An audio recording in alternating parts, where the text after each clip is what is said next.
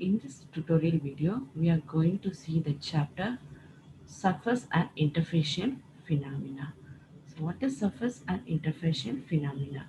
So the boundary between two faces which exist together called as the interface. So the interface means the boundary between two faces which exhibit together is called as the interfaces. It may also depend on two adjacent phases, also solid, liquid, and gas state. Here we can see the picturization of the two interfacing phases. So every surface in an interface, it is divided into two interfaces, solid interface and liquid interfaces. For example, in case of tablet, it will be having the solid interfaces. Next, liquid interface. Liquid interface deals with association of liquid gas or liquid-liquid phase. It has applications, infiltration process, biopharmaceutical study, and preparation of suspensions and emulsions. So we can see liquid-liquid interface and solid-liquid interface. For liquid-liquid interface, we are seeing oil in water surface. In the beaker, we have taken oil and water interface. In solid liquid interface, we have taken the suspension. How the solid and liquid is getting interfered. Next, on surface tension. So, what is surface tension? The tension that exists between solid, gas, and liquid gas phase is known as surface tension. The tension that exists between solid gas and liquid gas phase is known as surface tension. In other words, we can say it as a tensile force acting on the surface of the liquid which is in contact with the gas, or it may be between two immiscible liquids. Its unit is Newton per meter. In CGS, unit is dynes per centimeter. So here in picture we can able to see how the tension of the surface of the liquid is happening, how the force of attraction is happening between the solid and the liquid phases. Interfacial tension. So it is a force per unit length that exists at the interface between two immiscible liquid phases known as interfacial tension. So interfacial tension is less than surface tension because the two liquid phases form an interface or greater than when the liquid and gas phase exist together. So it is usually in spreading, emulsification, and analyzing fluid reforming. So its SI unit is Newton per meter. In CGS unit is dynes per centimeter. What is surface free energy?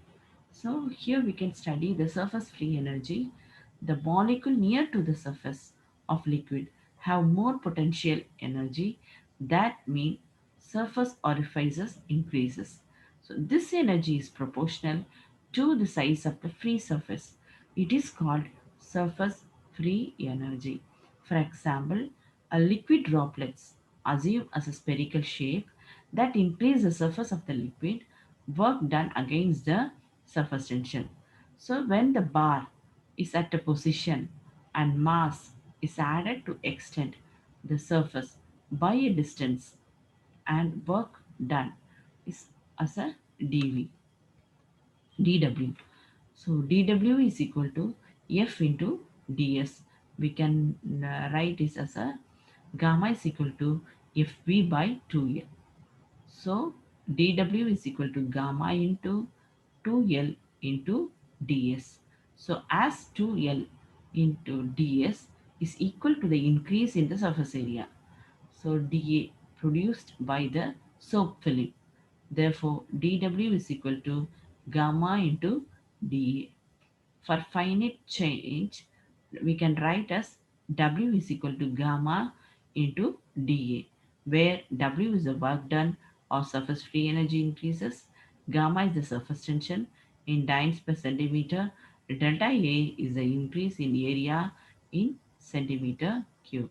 So surface tension can be defined as the surface free energy change per unit area. Then measurement of surface free energy. Here we can measure the surface free energy of the solid materials by dyne pen method, contact angle method, interfacial tensiometer method. And measurement of surface tension. So here we are having the various methods to determine the surface tension. There are four methods mainly. One is capillary rise method, drop weight and drop count method, Wilhelmy plate method, ring detachment method. It is also called as Dionovi tensiometer. So first one, capillary rise method. It measures surface tension only. So principle behind this capillary rise method is capillary placed in the liquid container. The liquid rise up to certain height, raising liquid due to the adhesive force between the liquid and the capillary wall. So raise liquid contain upward movement and it balanced by downward force of gravity due to weight of liquids. So this method is very accurate and also used for many liquids. Next method, drop weight or drop count method.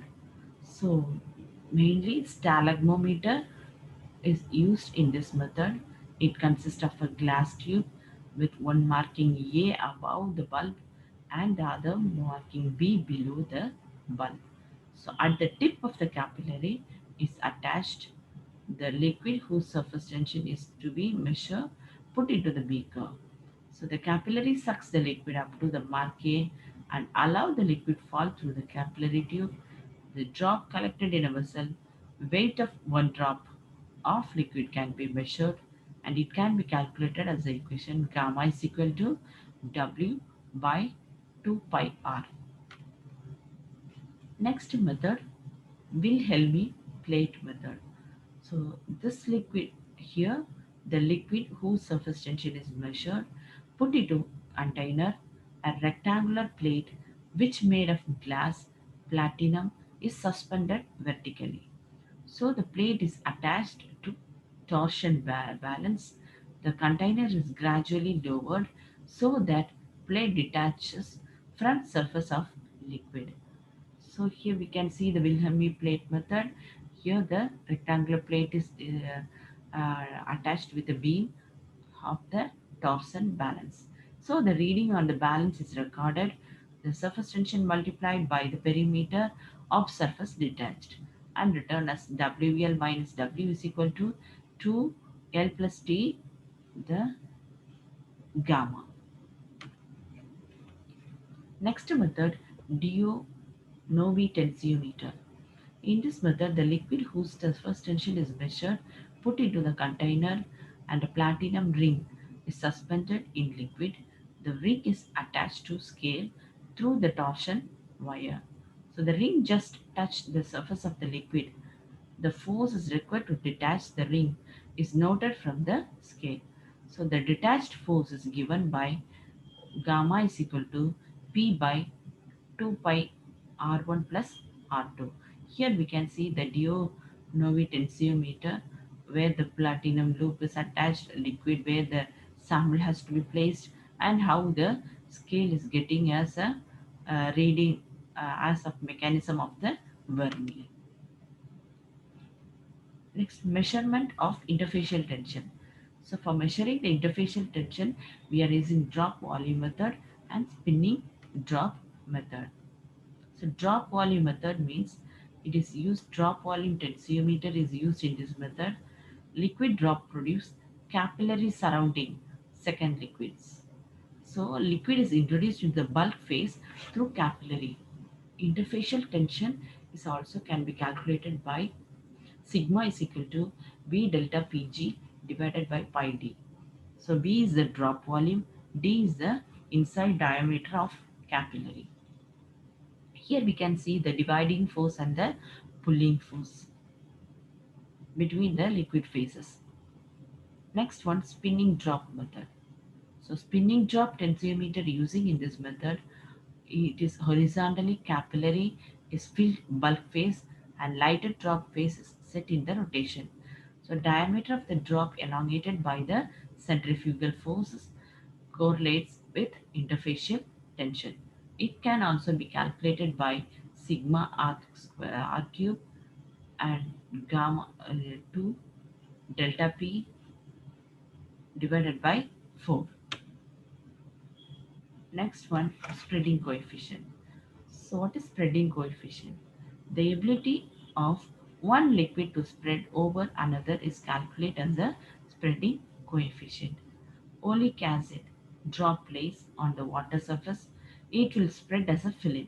So the value should be positive or 0. Its application for absorption of drug and also stabilization of emulsion. So energy involved in to separate two immiscible liquid at the interface into two sections called work of adhesion. So we can write WA is equal to gamma L plus gamma S minus gamma NS. Gamma S is the interfacial tension of sublayer. Gamma LS is the interfacial tension of solid liquid interface. This is the table for the spreading coefficient with the liquid benzene ethyl alcohol and spreading coefficient in dynes per centimeter. For benzene, 8.8 spreading coefficient in dynes per centimeter. For ethyl alcohol, 50.4 dynes per centimeter. For oleic acid, 24.6 dynes per centimeter. For chloroform, 13 dynes per centimeter. Acetic acid, 45.2 dynes per centimeter. And liquid paraffin, 13.4 dynes per centimeter. This is the spreading coefficient table. Then absorption at the liquid interface. Here the two absorption will be taking place, positive absorption and negative absorption. So in positive absorption, the molecules and ions dispersed in the liquid are partitioned in favor of in the interface. This phenomena is called as a positive absorption. So the surface free energy and surface tension decreases in negative absorption. So negative absorption means the inorganic electrolyte dispersed in the liquid are partitioned in favor of the bulk. So this phenomena is called negative absorption. So the surface free energy and surface tension increases in negative absorption. Surface active agents or otherwise called as surfactants. Agent which used to lower surface tension of the liquid and reduces the interfacial tension between two liquids. This is called as a surfactant. They contain hydrophilic and hydrophobic groups. So surfactants which have both polar and non-polar groups are called as amphiphiles. So surfactants are classified into four types: anionic surfactant, cationic surfactant, ampholytic surfactant, non-ionic surfactants. So these are the types of surfactants with examples. So anionic surfactant example ammonia, cationic surfactant example citrimide, benzalkonium and benzethonium chloride. Ampholytic surfactants example glycerol, glycol, ester, spans and twins. Non-ionic surfactants example lecithin, N-dectyl alanine. So the surfactants are used in the cosmetic products, detergents, floor cleaning, toothpaste and shampoo, etc. So the surfactants are substances which exhibit superficial or interfacial activity. Next one, the HLB scale. So HLB system consists of arbitrary scale in which values are assigned to different surfactant according to their nature. Here we can see the HLB scale of 1 to 20, and first half is a lipophilic balancing and the second half is a hydrophilic balancing. So HLB means hydrophilic and lipophilic balancing. So 1 to 3 we can classify as a antifoaming agents. 4 to 8 we can 3 to 8 we can classify as a water in solid oil emulsifiers, and 7 to 9 we can classify as a wetting and spreading agents. 8 to 16 we can classify as a oil in water emulsifier, and 13 to 16 we can calculate as a detergents. 16 to 20 we can calculate as a solubilizer. So the value of 1 to 20 on HLB scale represent the lipophilic and hydrophilic part. Higher number indicates the agent is hydrophilic. Lower HLB value indicates the agent is a lipophilic. So HLB can be calculated by E plus P divided by 5. These are the HLB values of some amphiphilic agents. For oleic acid, 1 HLB value is 1. Sorbitan tristearate, HLB value is 2.1. Glyceryl monostearate, 3.8. Sorbitan monoalligate, SPAN 80, 4.3. Diethylene glycol monolaurate, 6.1. Gelatin, 9.8. And methyl cellulose, 10.5. Next one, solubilization. So the process of increasing the solubility of organic compounds in aqua system due to presence of surfactant is called as solubilization. So nonpolar molecules are dissolved in nonpolar core of micelle, polar molecules observed at micellar surface. So the amphiphilic group arranged in such a way so that polar groups is towards aqueous phase while lipophilic group is inside the micelles. Next one, detergency. So it is a process involving the removal of foreign matters from the surfaces. So surfactants used removal of dirt through the detergency effect. They have a good wetting property after the surfactants get absorbed to the particle surface and develop charge there which prevent the deposition of the dirt on the solid surfaces. Next, absorption at the solid interface. So the accumulation of gas or liquid to the surface of the solid, it is this and surface phenomenon. The principle of solid liquid absorption used to decolorizing of solutions, detergency, and wetting. So the liquid gas interface depend on the chemical nature of the absorbent and the adsorbate. It also recognized as following: physical adsorption and chemical adsorption. So adsorption isotherm. What is meant by adsorption isotherm? The amount of gas adsorbed on solid and equilibrium concentration at constant temperature is called as adsorption isotherm.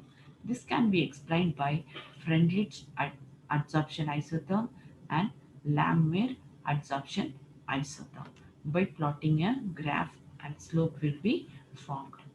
With this, we can calculate the adsorption isotherm. Thank you.